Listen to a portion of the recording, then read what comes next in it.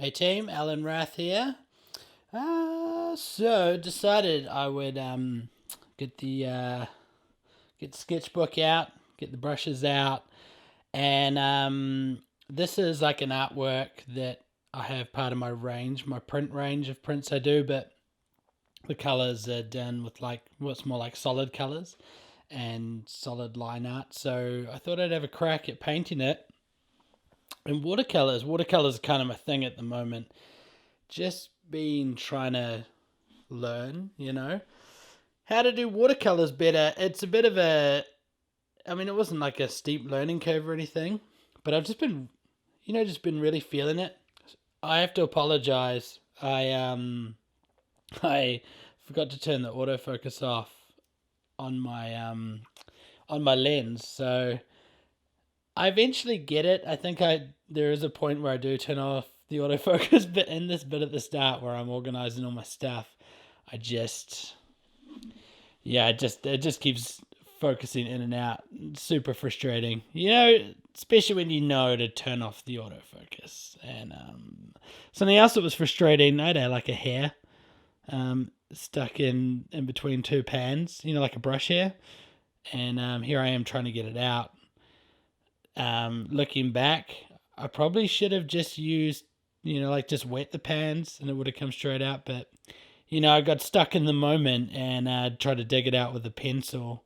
But yeah, I sketched this in with pencil just before, I hit record. And so I had something just to straight go in there with the old watercolors. But what I was going to say, I've been using these Blackwing pencils. I mean, pencils are pencils. But the one thing I'm finding with the Blackwing pencils is that because the eraser, I smash through the erasers. And generally with a pencil, you're done with the eraser, when you're halfway through the pencil. Well, because there's more eraser that you can pull out, it lasts the entire length of the pencil, and if not longer. So I'm just throwing some blue in here. I've used that whole pan. I just went and bought another pan now, and this is my first like watercolor set, like a travel watercolor set that I've ever used. And here I am. Look at me. I went and stuck blue into the red. What an idiot, eh? I don't even know what I was doing. Anyway, and so you can tell I really liked that color blue. So because I paint a lot of like water and ocean inspired stuff, so I just I'm gonna chuck some sepia in as well, just to desatch it a bit. And I haven't been much of a fan of the color black. And then after, like I've been going on a bit of a journey, just trying to work out watercolors. And supposedly, which I mean, you probably already know this, but black and white are like they're a bit of like watercolor artist taboo. And that's something I've been like finding quite, like, quite like different with this style of art, that it's so soft and dreamy and emotionally expressive. What would you say? Emotive. And it just feels like, different to what I'm used to. So I'm just trying to get used to drawing everything in this soft kind of palette, washed out and transparent. And I just kind of like, I've just filled up one whole sketchbook, and I'm starting out on my second watercolor sketchbook. And sketchbooking is something I've always done. Like I've got two massive plastic bins filled with sketchbooks. But there's something happened in the last 2 years, even 3 years. I just kind of stopped sketchbooking. Don't know why. I have an idea. I think a lot of my work went really commercial with, like my work becoming more popular. A lot of work I was executing on the iPad Pro, which is really easy to execute work, but it's still working on a screen. And I just lately I've just found, when it comes to personal work, I'm just happier, working on paper. It's actually relaxing. I'm chucking in, I just mixed up some darker blue and like a little bit more of a navy. And what that's doing, I'm just adding a little bit of depth in around the bottom where you imagine some shadow would be. And this actually will all bleed out when it dries and will all kind of blend, which is good. Another thing that like, which obviously that I've only just found out because I'm only new to this whole thing, but that putting your book on a little bit of an angle or a whole load of an angle, gets a bit of gravity, and the paint like mixes together better when it just slowly gradually runs down and dries. But I don't need to tell you that because man, how annoying is this autofocus anyway? So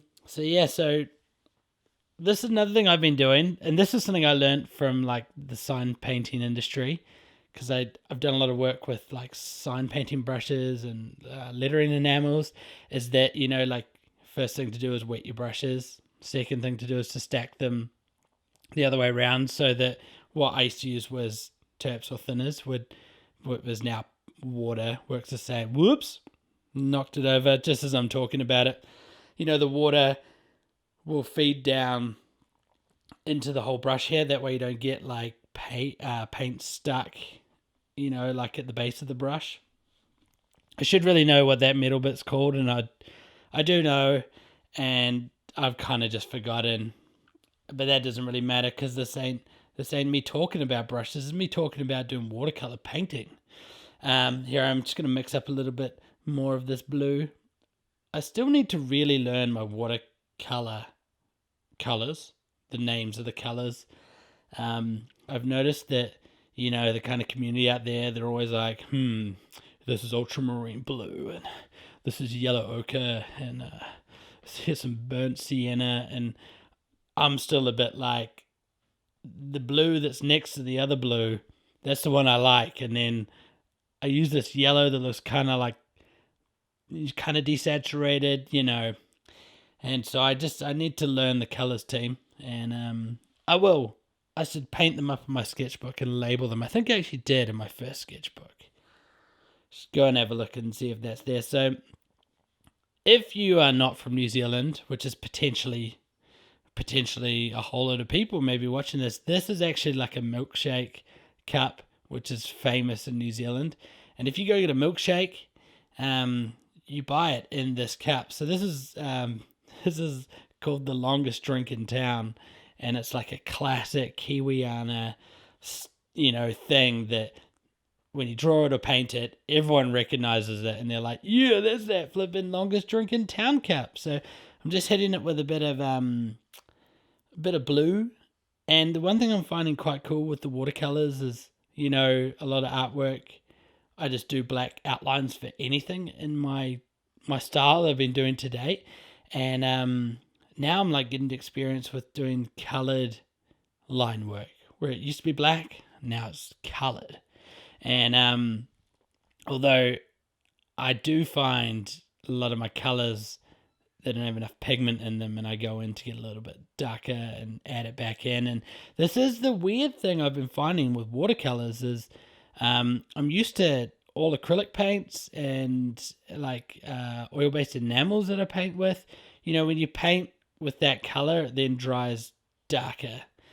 But with watercolors, it gets lighter when it dries. So that was a bit of a learning curve. I'd paint everything, and then I'd look at it once it was dry, and I was like, it's like lost all its like contrast that I thought it was going to have, or that it did have while I was painting it.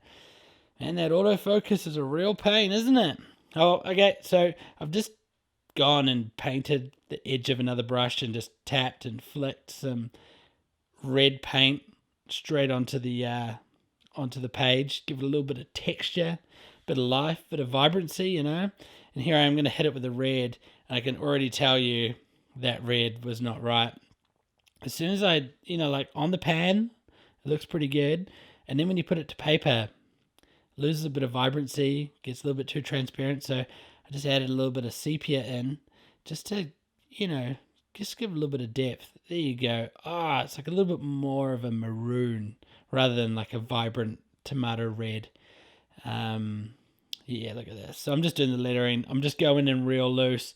I spent my life working as a graphic designer, and everything I do has to be so solid and perfect, and add so much perfection in, and I'm really enjoying now with watercolor painting to just really go on a whole different, like just go real loose, and obviously keep it looking like what it actually is, but just give it some personality, and not like it's for an annual report, because as soon as you make it look like it's designed, it takes a little bit of it takes a whole load of the emotion out, and all of a sudden it becomes something that can be, judged. If it's too perfect looking, then people can start to judge it. Whereas the looser you get and the more abstract you get and the more personality you put in, like your own personality of the looseness, that just gives you like it just makes the painting yours, and that's a whole thing about style as well. Like, you can go through Instagram and you can, or whatever, YouTube or Facebook, and you can see all this like inspiration, and you can copy it, or you can copy it to an extent. But I mean, it's really like it's just someone else's work. But as soon as you start to add your own feel and flavor, and just decide for yourself what you reckon looks good, then you be able to create a piece that is like your own work. And here we go. This is a bit wet at the moment, man. This is a thing that's making me slow down and chill out a bit with watercolors. You got to wait for everything to like dry. And that's like, I'm used to like just cranking out the work, smashing out the work. So it's winter here in New Zealand and my studio is pretty cold. So I've actually got a heat gun, which you'll see. It's going to pop into frame soon. And the heat gun I use just to dry everything out a lot quicker than what it would if I was to leave it. It's kind of like dries in a minute rather than drying in 30 minutes. So you can see also what I do, and what I found is good is clipping down the pages. I didn't get, this paper is obviously really good because I didn't get like a lot of warp in this paper. It's thick enough, and this is the first time I've used this sketchbook. I can't even remember which one it is, but it's like a 300 GSM. So clipping down those pages is really handy, Another thing I do is if you put the clips obviously there and flip the page around so the ring binder is closer to you, then you're less likely to clip it with your sleeve. Oh, there we go. Hey, heat gun, you're in focus because the autofocus is still turned on. Oh, there's the top of my head. Getting it nice and dry. This thing was so good. These things pump out like 500 degrees. I was heat gunning some stuff, like some artwork I did the other day, and I obviously started drifting off into like space while heat gunning, and I turned and I burnt the page, like left like a brown circular mark where I think if I held it there any longer it would have gone on fire. And imagine that. That's like one of those stories that goes down in history. Like, have you heard of like Picasso having a famous artwork with a burn on it, and they're like, wow, it's so incredible that he burnt it, like it said this and it said that and said that he was feeling like it was the end of his career and he decided to burn part of his work. Oh, this bit, how annoying is that? Drop. I just dropped from the bottle. That's like opening the paint lid with dirt and dust all over it, over the paint, and dropping all the dust in. So we're going to have to roll with that. This is a thing I'm learning, just to chill out a bit. And the fact I dropped that drop there, then that's okay. We don't need to worry about that. This is the other thing. These dip pens, oh my gosh, I ordered a whole bunch of nibs, and they're rad. They're like, I bought one of each, and I bought 6 different nibs. And because they were so cheap, like $2, the company I bought them from just sent me double of the nibs just to be cool. And so I got like double nibs. And shout out to inked.co.nz. They got a good range of stuff. Just bought it online. And I'm trying to remember the name of the nib. I can't remember, but I just changed to the pumpkin nib. The pumpkin nib, I find it it's better for like lettering and curves and corners and stuff. And the other nib I got is good for straight lines and holds a lot of ink. And the ink I've been using like heaps of Indian ink, but it was making all the pages stick together in the sketchbook. It was such a pain, man. So annoying. Anyway, so I just had this idea. And I had this this high flow golden acrylic paint that you can put into paint pens and into airbrushes. And I've been using it for a whole bunch of murals I was doing. I was lettering and brushing with it and putting it in paint pens. And then I thought, oh man, maybe I should try that. And it dries just like Indian ink with a bit of gloss, but it goes solid, whereas Indian ink stays kind of sticky. And I like to load up real heavy in some areas. Like you see the drip where I accidentally landed it onto the word town. That drip in Indian ink would stay pretty wet and sticky for like a long time. And even that would end up sticking to the other side of the sketchbook. So um, now that I'm using this, I just think I struck gold when I decided to use that golden acrylic um, high flow acrylic paint. So good, and it's like so pigmented, and it just works so good with the dip pens. I'm just a fan, you know. So what I'm doing is I'm just going around. I'm just adding a bit of contrast to all my colored lines. At the moment, I'm still trying to discover what little bit of my style is with watercolors and how to bring the contrast in, because when you add contrast to something, it just feels so good.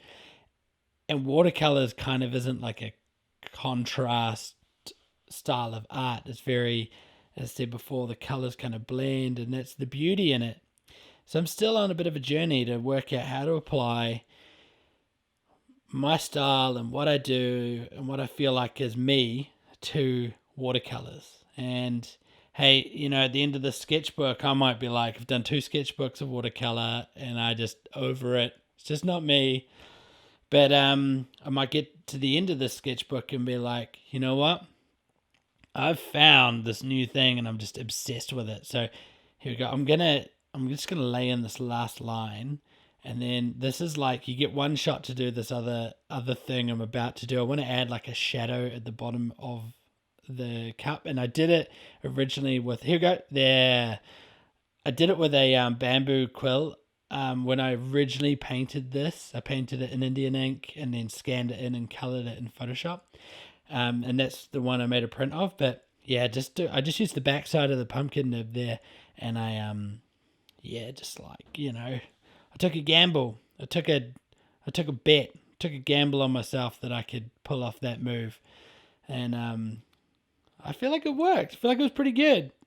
I think it was real good. Just adding in a few more details here. Now, here you go. Oh, this bit. Looking back at this, how did I not pour the paint onto the page, out of that cup? It's so sketchy and so dodgy. Got so close to the edge of the cliff there. I'm looking for like some sort of like little dip pen, like ceramic holder. I think they'd be kind of cool that it could hold the ink, make it deeper, and it just enough to fit the pen in. But I saw them in an art shop up the road, not up the road, half an hour from where I live in this place called Matakana. I live in New Zealand, and Matakana is this cool little town with a lot of personality. And there's a rad new art shop there, and I just bought some pencils from them, some black wings from them, and they had my favorite pencil, the wood colored black wing. Man, that is my jam. Okay, pumpkin nib is what I should be doing right now to write the word milkshake, but nah, I just decided to go straight into it with this other guy, and I'm pretty sure at this point I've realized, this is not the right nib for doing the lettering. Although I can do it and I can use it and it works, it's probably probably not the right one. So here I'm just deciding where to sign. And I start to commit to sign. And in my head right now, I'm going, oh, this is on the letter R. This is just frustrating with this little like rounded edge on the letter R. So I changed the pumpkin. Pumpkin drops a lot more ink out of the nib, but he's just a legend. When you wanna write something, pumpkin nib all the way. And I feel like I could probably just use him for everything. But I'm a sucker. Oh yeah, look, that felt a bit off center to me, which it is. So I just added this underline just to balance it back over a bit. It's the graphic designer within, you know. We just stuff being off center, you know, kills. You know, I mean, it could be perfectly centered with a ruler and look off center, and that just kills the eye of the graphic designer as well. Something I'm just trying to get a little bit away from. You know, it's that classic saying, you got to know the rules to break the rules. So just doing my best to become one of those rule breaking kind of guys when it comes to watercolors. Doesn't sound very tough, does it? I'm a rule breaking watercolor artist. A bit of a watercolor rebel. Maybe I should get like a patch, put it on a leather jacket that says the watercolor gang. And we could ride like bikes, scooters maybe, you know, around town. Maybe you want to join. Maybe you could hit me up. Let me know. Let me know you want to be in my gang. You can check out my work and contact me if you want to be in the watercolor gang. At Alan Rath, at Alan.Rath, ALLAN .WRATH. And head along, check out my work as well at alanrath.com. Spelt the same.